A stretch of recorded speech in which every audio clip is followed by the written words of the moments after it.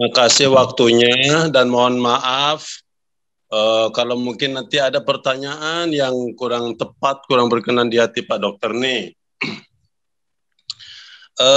Saya ini di Riau nih ceritanya nih. Saya ini termasuk praktisi sosial nih ceritanya, banyak memandikan jenazah, kemudian banyak ke sana kemari lah kan. Saya termasuk orang yang nggak mau di swab. Kemudian terdengar suara saya Pak ya, Pak Ya, Dokter? Oke, terdengar. Termasuk orang yang nggak mau di swab. Keluarga juga demikian. Pernah ada satu atasan saya, satu keluarga kena kan, kena di swab dan positif dia. Kemudian banyak yang positif akibat daripada itu karena klaster-klasternya kan. Saya nauzubillah berlindung saya kepada Allah, tidak bermaksud bersombongkan diri. Tapi waktu itu saya berpikiran begini, Allah andai kata ada di antara mereka dalam 14 hari ini meninggal, baru saya yakin COVID itu ada. Dan berbahaya gitu. Nah belakangan ini Pak Dokter, keluarga saya 15 hari yang lalu, itu dia melahirkan sesar, yang melahirkan yang ketujuh, anak yang ketujuh dan sesar. Kemudian COVID, hasil swabnya katanya COVID, walaupun kemudian hasil swabnya tidak ditunjukkan gitu. Ini mau nanyakan nih, Din. Ini. Halo? Ya. Masih lanjut ya? Iya. Mohon maaf. Kemudian di-COVID-kan, maaf ya mungkin kalimatnya di-COVID-kan gitu ya kan. Karena apa? Karena katanya memang ada batuk, kemudian juga ada sesak napas. Menurut keluarga, karena dia ada riwayat asmanya, dan pada saat itu memang sedang dia pun katanya ada banyak makan buah-buah matoa di sini, gitu. Sehingga keluarga tidak terima kalau dia ini COVID, tidak yakin kalau dia ini COVID.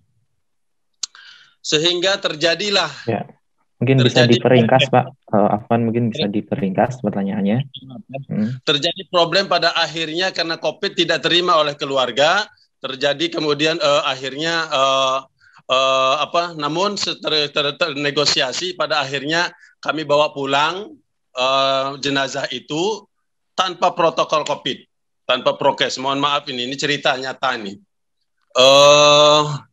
Tapi memang langsung dikuburkan dengan skema seperti biasa, pakai peti dan segala macamnya.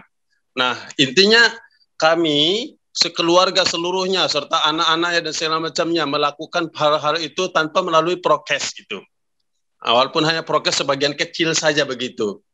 Nah, tapi alhamdulillah sampai sekarang keluarga saya nggak ada yang kena, padahal ibu saya yang sudah sepuh sedang sakit. Kakak saya yang sedang juga ada yang sedang sakit ketika itu.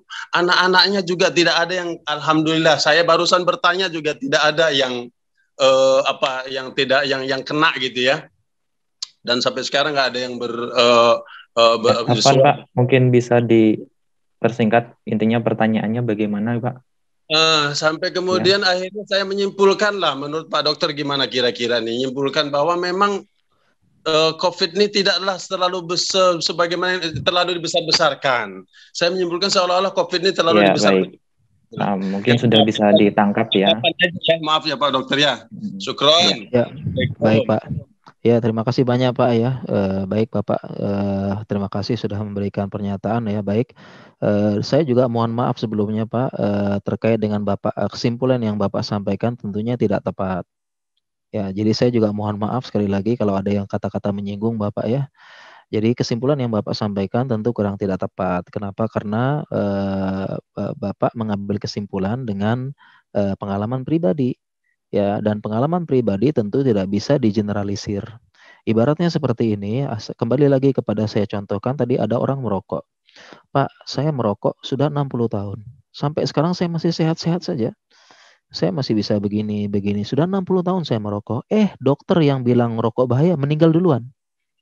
Jadi kesimpulan saya rokok nggak bahaya. Nah, seperti itu ya. Nah, jadi kalau sekedar pengalaman pribadi kemudian itu disimpulkan COVID tidak bahaya, tentu tidak benar Pak. Karena kita punya jawaban yang sangat banyak. Yang pertama, ada yang namanya istilah OTG, pasiennya tidak punya gejala, dan ini ada penjelasan yang panjang. Kemudian yang kedua, ya pasien yang pernah positif, ya dia bisa jadi sudah melewati fase kritis, yang artinya sudah tidak bisa menularkan lagi. Kalau dia sudah pernah positif, ya dia pernah positif. Ya, kemudian dia sudah melewati fase di mana dia sudah tidak menularkan lagi, dia nggak menularkan. Jadi banyak orang yang sudah pernah positif COVID, dia sudah melewatkan fase-fase di mana sudah tidak menularkan, maka dia sudah nggak menularkan lagi. Dan ada kemungkinan ya bahwasanya meninggal positif COVID, kemudian dia memang sudah tidak ketemu, sudah tidak menularkan lagi. Ya, maka saat dibawa itu sudah tidak menularkan lagi seperti itu. Ya, kemudian banyak faktor-faktor yang lainnya juga Pak yang bisa menyebabkan itu seperti itu, tidak menularkan. Ya, tidak menularkan. Kemudian juga pernyataan di COVID-kan, itu dari mana dapat informasi? Ya, karena kalau memang hasil PCR-nya positif, ya udah positif. Kalau memang hasil PCR-nya positif, ya dia positif. Tidak, ya kita nggak di COVID-kan. Ya bisa jadi dia tidak punya gejala atau gejalanya tidak nampak, tapi hasil PCR-nya di tubuhnya ada virus, ya dia positif. Seperti itu. Jadi sekali lagi sama tadi Bapak juga minta maaf, saya juga minta maaf Pak sebesar-besarnya. Kalau ada salah-salah kata, mohon maaf. Kesimpulan yang Bapak sampaikan itu tidak benar dan tidak tepat karena hanya berdasarkan pengalaman pribadi dan tidak bisa generalisir. Tentunya kita semua ini kita kembalikan kepada para ahlinya, dan kalau ingin melihat yang gawat Pak, sekali-kali datang ke ICU Pak, masuk ke ICU yang merawat COVID ya, atau kalau bisa ke Jakarta datang ke Rumah Sakit Persahabatan, di situ ngumpul semuanya pasien-pasien, dan silahkan dengar langsung cerita dari keluarga yang sudah pasien yang sudah merasakan terkena semuanya satu keluarga ya, dan ada yang meninggal ya. Demikian, mungkin demikian insya Allah ya.